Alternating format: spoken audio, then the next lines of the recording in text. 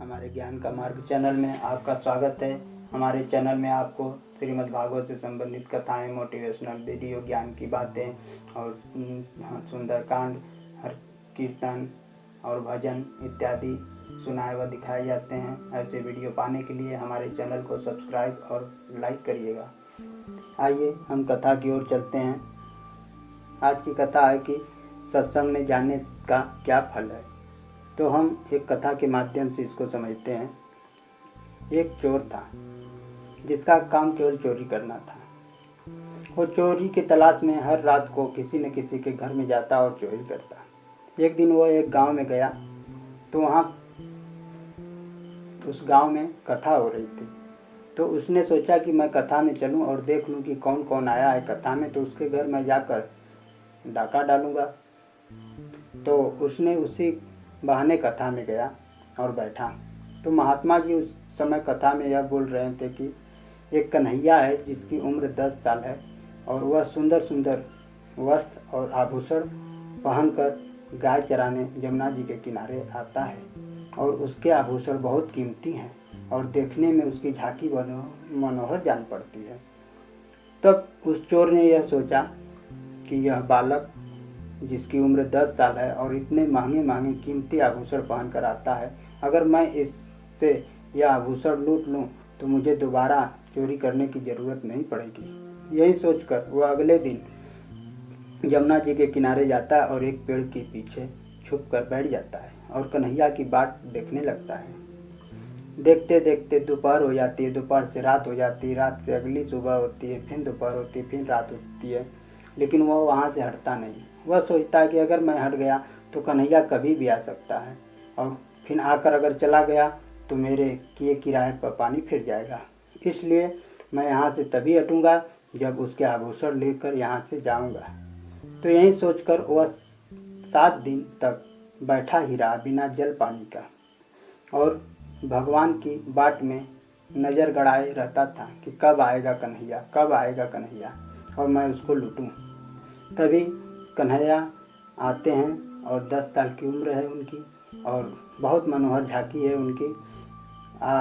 खूब सुंदर सुंदर वस्त्र पहने हैं और खूब बढ़िया बढ़िया आभूषण पहने हैं जो बहुत कीमती हैं। उसको देखकर यह बहुत खुश होता है और उनके पास जाता है और कहता है कि यह आभूषण मुझे दे दो, ऐसे मैं तुम्हारे साथ अच्छा बर्ताव नहीं करूँगा, मैं तुझसे ज़बरदस्ती ले सकता हूँ या तुझको मार कर भी ले सकता हूँ। तब भगवान बोलते हैं कि अरे भैया, आपको मारने की, लड़ाई झगड़ा करने की ज़रूरत नहीं है, आप ले लो, मैं देने के लिए तैयार हूँ, जितना चाहे उतना ले लो, अगर कम हो तब फिर बोलना। यह सोचकर वो बहुत खुश होता है कि ये तो बहुत सीधे से ही मान गया और भगवान के ऊपर से आभूषण उतारने लगता है। उतारते उतारते थक जाता है, लेकिन भगवान के शरीर पर से आभूषण कम नहीं होते हैं। तब भगवान कहते हैं कि इतना ले जाओ, अगर और चाहिए तो कल फिर आना, मैं आऊँगा, तुम फिर ले जाना। वह चल देता है लेकर और जाता है घर। तो उसके मन में यह होता है कि आधा हिस्सा महात्मा का भी हुआ, इसलिए कि महात्मा के द्वारा ही मुझे कन्हैया का मार्ग मालूम हुआ और मैं कन्हैया के स्थान पर गया और मुझे कन्हैया मिला। तो इसलिए आधा धन को वह महात्मा के पास ले जाता है और कहता है कि यह आपका हिस्सा है। महात्मा जी इतना धन देखकर अवाक रह जाते हैं और पूछते हैं कि यह मेरा हिस्सा, ये कैसा, क्या बात है। तब वह बताता है कि आपने उस दिन कथा में बताई थी कि कन्हैया जमुना जी के किनारे आता है, सुंदर सुंदर वस्त्र पहने रहता है और बहुत कीमती आभूषणों को पहन रखा है, इसलिए मैंने वहाँ गया और कृष्ण से और कन्हैया से लेकर आभूषण आया। इसलिए मैंने सोचा कि आपने बताया है, इसलिए मैं आपको भी दे दूँ। तब महात्मा जी बोलते हैं, उनको इसकी बातों पर विश्वास नहीं होता है। तभी चोर कहता है कि और कन्हैया कल फिर आएगा और फिर कल बुलाया है, अगर आपको भी चाहिए तो आप कल हमारे साथ चलिए, वहाँ पर अपना हिस्सा वहीं पर से ले लीजिएगा। महात्मा जी बहुत खुश होते हैं और जाने के लिए तैयार हो जाते हैं। अगले दिन महात्मा और चोर दोनों लोग जाते हैं और वहाँ पर तभी कन्हैया आते हैं और चोर को दिखाई देते हैं, लेकिन महात्मा को दिखाई नहीं देते हैं। तब चोर कहता है कि कन्हैया तो आ गए। महात्मा जी कहते हैं हमें दिखाई नहीं दे रहे हैं। तब कन्हैया ने भगवान से विनती किया, तब भगवान महात्मा को भी दिखाई दिए। तब महात्मा भगवान को देखते ही उनके चरणों में गिरकर रोने लगते हैं। कहते हैं, भगवान मैंने इतने दिन से आपका पूजा पाठ किया, लेकिन आपने मुझे दर्शन नहीं दिया, और इस चोर में ऐसी क्या थी कि जिसको आपने तुरंत दर्शन दे दिए।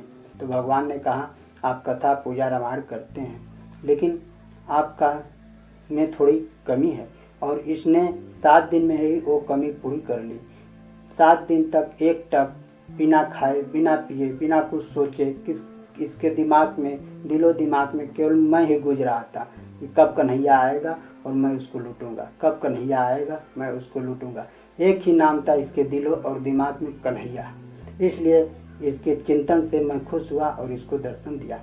इतनी ये सब बातें चोर सुन रहा था, और तब चोर जाना कि ये कोई बालक नहीं है, ये तो भगवान ईश्वर है।